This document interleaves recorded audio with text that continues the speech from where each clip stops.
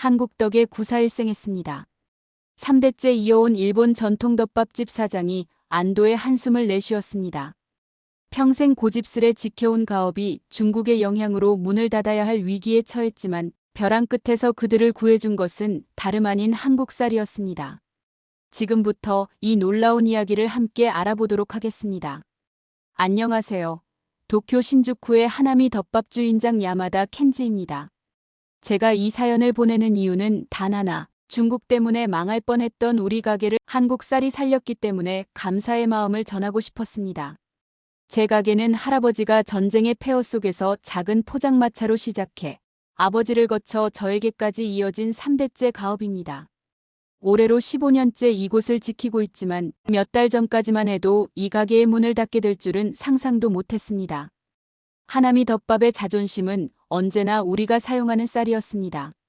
신주쿠에는 수백 개의 덮밥집이 있지만 손님들이 우리 가게를 찾는 가장 큰 이유는 밥맛이었죠. 할아버지 시절부터 니가타현에서 생산하는 최고급 고시 히카리만을 고집해왔습니다. 할아버지는 제게 이렇게 말씀하셨습니다. 켄지야, 초밥에서 생선이 중요하듯 덮밥에서는 밥이 가장 중요하다. 그 위에 올리는 재료가 아무리 좋아도 쌀이 형편없으면 모든 게 헛수고다. 일본 쌀만이 최고임을 절대 잊지 마라. 이 가르침은 제 요리 철학이 되었습니다. 매일 아침 첫 손님을 위해 갓 지은 밥을 준비하고 조금이라도 식으면 즉시 새로 짓습니다. 손님들은 하나미의 밥은 특별하다고 말했고 그 명성 덕에 우리 가게는 항상 성황을 이루었습니다. 일본 사람들에게 고시 히카리는 단순한 쌀이 아닙니다. 그것은 우리의 자부심이자 정체성입니다. 적당한 찰기와 은은한 단맛, 입안에서 부드럽게 녹아내리는 식감은 세계 어디에서도 찾을 수 없는 독보적인 것이라 믿었습니다. 특히 저는 일본 쌀에 대한 자부심이 누구보다 강했습니다. 어릴 적 학교에서 배운 내용 중 가장 또렷이 기억나는 것이 있습니다. 선생님께서 말씀하셨죠. 일본의 쌀은 세계 최고의 쌀이다. 우리의 땅과 물, 그리고 정성이 만들어낸 예술이다. 그날 이후로 저는 일본 쌀의 최고 지지자가 되었습니다. 이웃 나라들의 쌀은 고려해 본 적도 없었죠. 특히 한국산 쌀, 생각조차 해본 적 없었습니다. 그것이 제 인생을 구원하게 될 줄 누가 알았겠습니까? 지난해 12월 처음으로 이상 징후가 느껴졌습니다.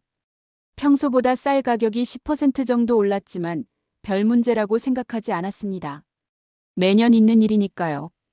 그러나 2025년 초부터 상황은 급격히 악화되기 시작했습니다. 1월에는 20%, 2월에는 50%, 그리고 3월에 이르러서는 믿기 힘든 일이 벌어졌습니다. 쌀 가격이 작년 대비 무려 99.3%나 폭등한 것입니다. 5kg에 4,077엔, 한국 돈으로 약 4만 원에 달했습니다. 우리 가게는 하루에 최소 10kg의 쌀을 사용합니다. 한 달이면 쌀값만으로 24만 엔이 넘게 나가는 셈이었죠. 처음에는 덮밥 가격을 올리는 방법으로 버텨보려 했습니다. 하지만 손님들의 발길이 뚝 끊겼습니다. 결국 4월 중순 쓰라린 결심을 하게 되었습니다. 3대에 걸쳐 이어온 가게의 문을 닫기로 한 것입니다. 그날 밤 홀로 남은 가게에서 마지막 술잔을 기울이며 실패한 손자라는 자책감에 눈물을 흘렸습니다. 하지만 운명은 때로 우리가 상상하지 못한 방식으로 찾아옵니다. 제가 처음으로 위기의 심각성을 깨달은 건 2월 중순이었습니다. 오랫동안 거래해온 쌀 도매상인 카토 씨가 평소와 달리 심각한 표정으로 가게를 찾아왔습니다. 야마다 씨, 안 좋은 소식이 있습니다. 다음 달부터 쌀 가격이 50% 추가 인상됩니다. 처음에는 농담인 줄 알았습니다. 이미 1월에 20%나 오른 상태였는데 다시 50%라니요. 하지만 카토 씨는 신문을 펼쳐 보여주었습니다. 일본 농림수산성 발표에 따르면 쌀 재고량이 급격히 감소하고 있으며 가격 안정을 위한 비축미 방출을 검토 중이라는 내용이었습니다. 일시적인 현상이겠죠. 곧 안정될 겁니다. 제 말에 카토 씨는 무거운 한숨을 내쉬며 고개를 저었습니다. 저도 그렇게 생각했습니다만 상황이 매우 심각합니다. 작년과 비교하면 쌀 가격이 이미 50% 상승했고 전문가들은 앞으로 더 오를 것으로 예측하고 있습니다. 특히 고급 품종인 고시이카리는 더 큰 타격을 받을 거예요. 카토 씨의 예측은 정확했습니다. 3월이 되자 상황은 더욱 악화되었습니다. 쌀 가격은 작년 대비 99%나 폭등했습니다. 5kg에 4,077엔, 한국 돈으로 약 4만 원에 달했습니다. 우리 가게는 하루에 최소 10kg, 바쁜 날엔 15kg까지 쌀을 사용합니다. 단순 계산해도 한 달의 쌀값만으로 24만 엔이 넘게 지출되는 셈이었습니다. 더 이상 감당할 수 없어 메뉴 가격을 올리고 덮밥에 들어가는 쌀의 양도 약간 줄였습니다. 고객들의 반응은 예상대로였습니다. 왜 이렇게 비싸졌어요? 양도 줄었네요. 맛도 예전 같지 않은 것 같아요. 3월 말에는 단골 손님의 발길이 뚝 끊겼고 가게는 날이 갈수록 한산해졌습니다. 장부를 확인할 때마다 한숨만 나왔습니다. 적자가 계속 쌓여갔고 직원들 월급도 걱정되기 시작했습니다. 4월 말 가게 앞에서 무릎을 꿇고 오랫동안 생각한 끝에 마침내 결단을 내렸습니다. 이대로는 더 이상 가게를 유지할 수 없었습니다. 다음 주 금요일까지만 영업하고 문을 닫기로 했습니다. 3대에 걸쳐 이어온 가업이 제대해서 끝나는 것이 비통했지만 다른 선택지가 없었습니다. 가게 입구에 폐업 공고를 붙인 그날 밤 홀로 남은 가게에서 마지막 술잔을 기울이며 실패한 손자라는 자책감에 눈물을 흘렸습니다.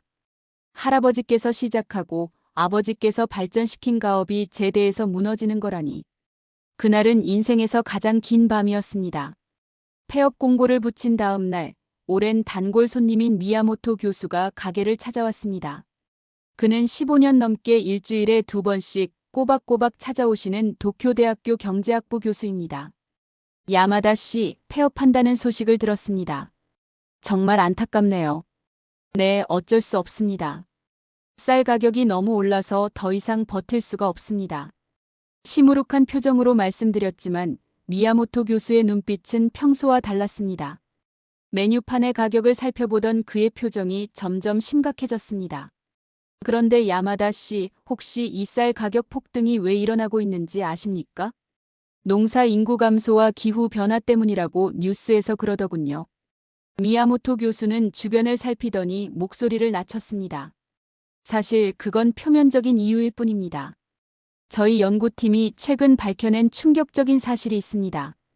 이 쌀 위기의 배후에는 중국이 있습니다. 중국이요? 무슨 말씀이신지. 저는 어리둥절했습니다. 중국이 어떻게 일본의 쌀 가격과 관련이 있다는 건지 이해할 수 없었습니다.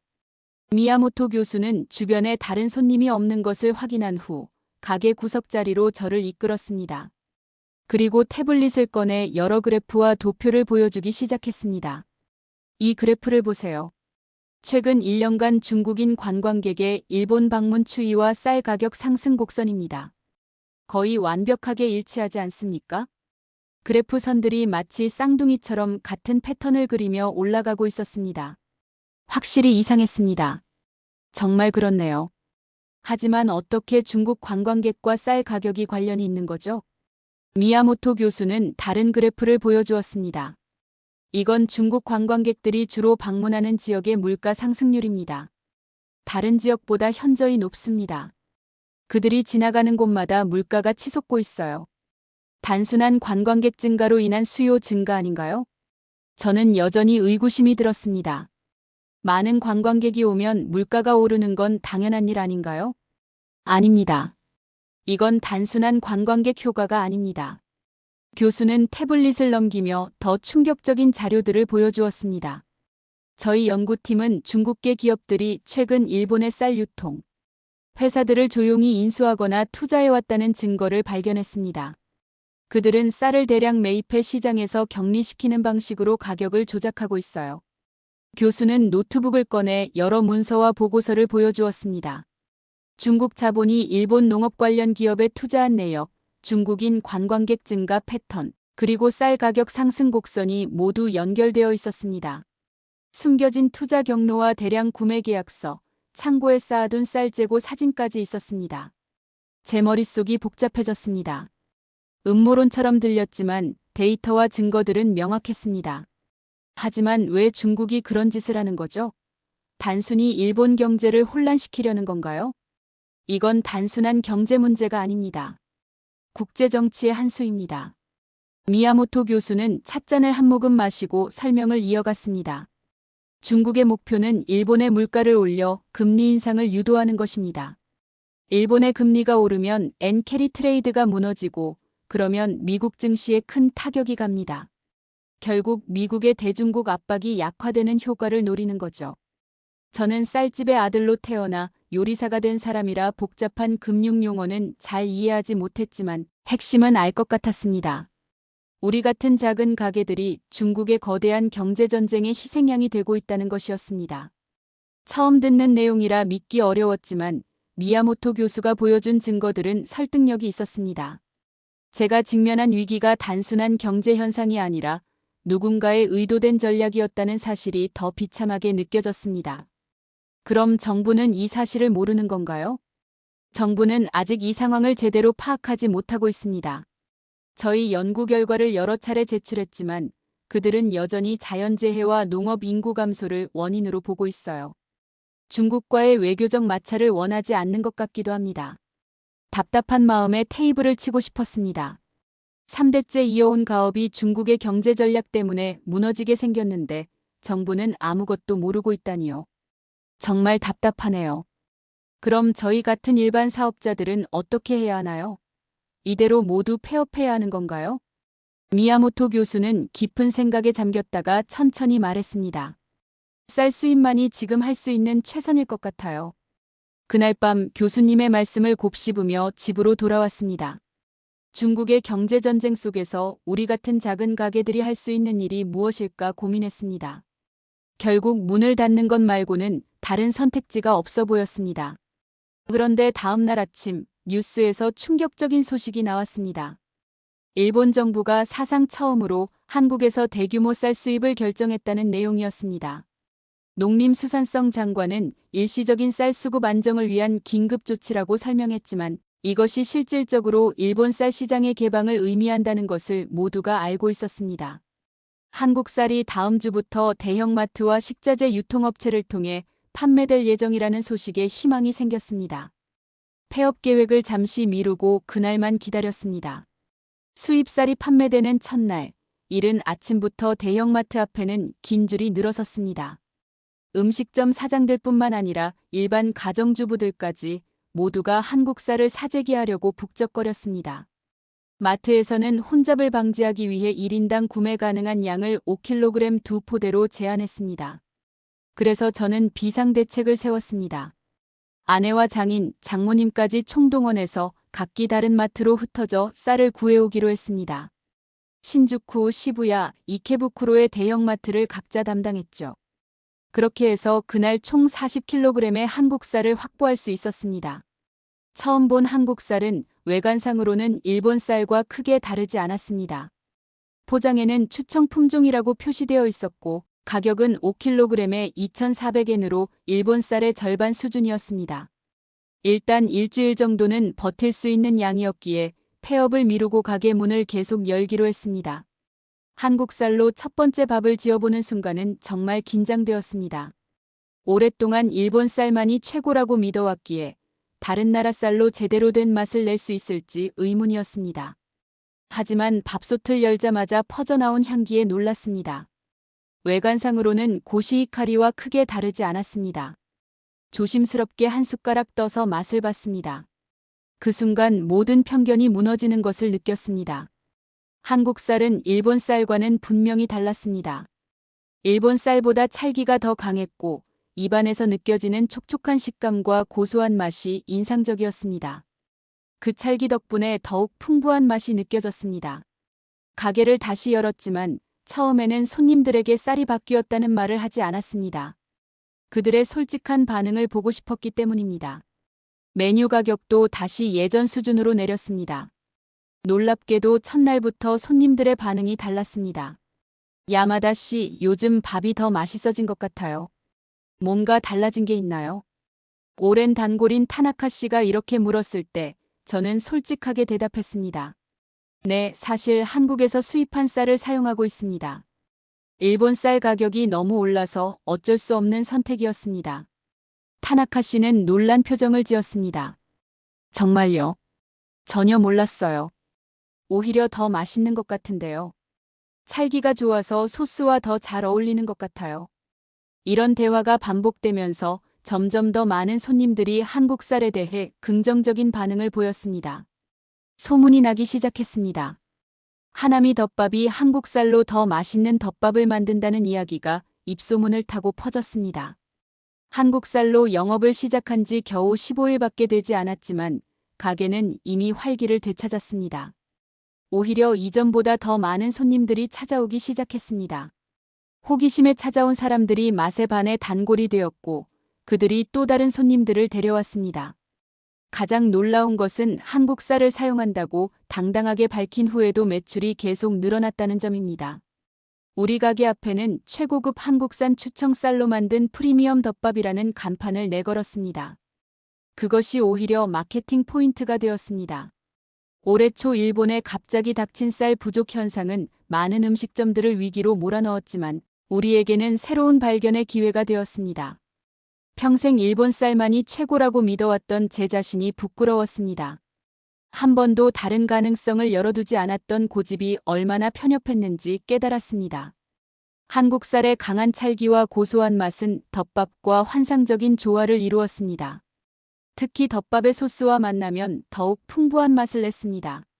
일본 쌀의 깔끔함도 좋지만 한국 쌀의 풍부함이 주는 만족감은 또 다른 차원이었습니다.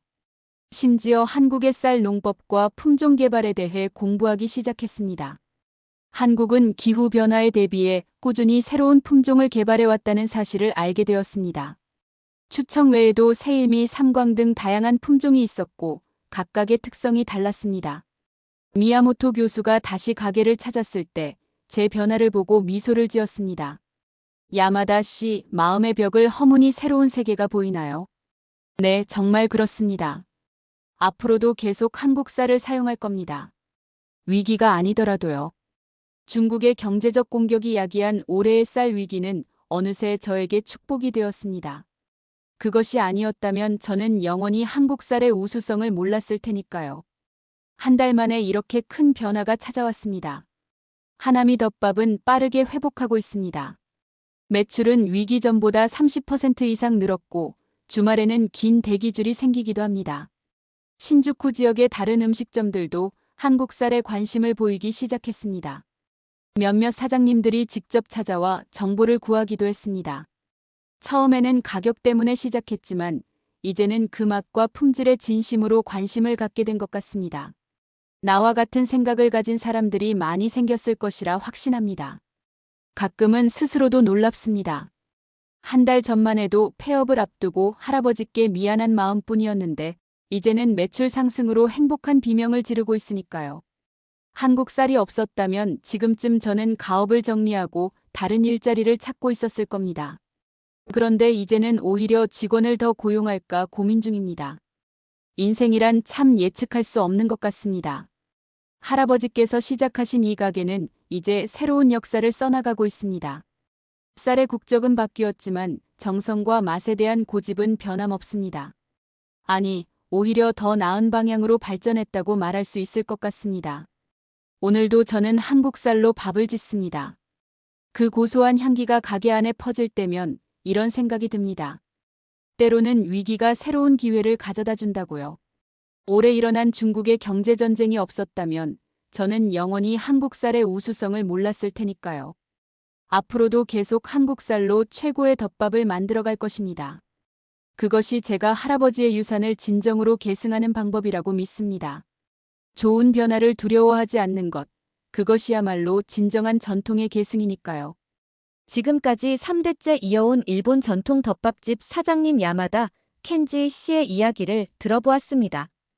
평생 일본 쌀만이 최고라는 신념을 품고 살아왔던 그가 예상치 못한 위기 속에서 한국 쌀을 선택하며 그 맛과 품질에 놀랐다고 하는데요. 자랑스러운 한국 쌀이 하나미 덮밥을 다시 일으키는데 결정적인 역할을 했다는 점에서 우리의 쌀이 얼마나 우수한지 다시 한번 느끼게 됩니다. 앞으로도 하나미 덮밥이 한국 쌀과 함께 100년 가게로 자리 잡기를 진심으로 바라며 오늘 이야기를 마치겠습니다. 긴 이야기를 들어주셔서 진심으로 감사드립니다. 여러분 모두 늘 건강하고 평안한 하루 보내시길 바랍니다. 감사합니다.